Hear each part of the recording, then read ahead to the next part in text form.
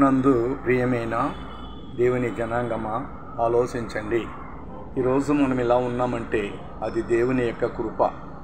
అర్థం చేసుకోండి. 2 కొరింథీయులకు రాసిన పత్రిక 12:7లో అపోస్తలుడైన పౌలు గారికి, నా కృప నీకు చాలు, బలహీనతల యందు నా శక్తి నీకు పరిపూర్ణముగనని దేవుని వాక్యము సెలవిచ్చినది.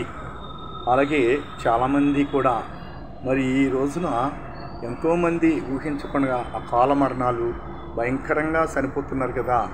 అలాంటి పరిస్థితుల్లో మనం ఈ రోజున ఈ విధంగా ఉన్నామంటే అది దేవుని కృప కాదా? మనం బ్రతుకున్నామంటే దేవుని ప్రేమ, కృప, ఆదరణ కదా. డబ్బు వలన కానీ, ఆస్తి వలన కానీ, ఐశ్వర్యం వలన కానీ, ఉద్యోగం వలన కానీ, సంపద దేని వలనైనాను మనకి జీవితము స్థిరపడుతుందని, మనం బ్రతుకుతామని, వాటి వలనే మనము జీవిస్తున్నామని ఎన్నడూ అనుకోకండి. ఈ భయంకరమైన పరిస్థితిలో దేవుని కృప చాలా గొప్పది. ఆ కృప లేకపోతే మనం ఒక్కరోజు కూడా, ఒక్క గంట కూడా బ్రతకలేము. నా ప్రభువైన యేసుక్రీస్తు వారి ద్వారాగా ఆ కృప యొక్క కనికరము మనకు కలిగి ఉన్నది. కృప చాలా గొప్పది. కాబట్టి ఈ కృప అనేది ప్రపంచంలో ఎవరూ మనకి ఇవ్వలేదు. ప్రభువైన యేసుక్రీస్తు వారే మనకు ఆ కృపనిచ్చాడు.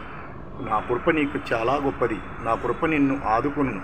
కాబట్టి దేని వలన మన బ్రతుకు కాదు కానీ ఆ ప్రభువైన యేసుక్రీస్తు వారి యొక్క కృప వలన మనము జీవిస్తున్నాము.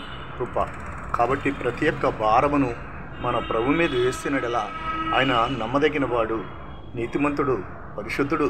ఆయన మన బలహీనతలను సైతము స్వస్థపరిచి ఇబ్బందుల ఇరుకల నుండి తప్పించగల దేవుడు. ఆమేన్.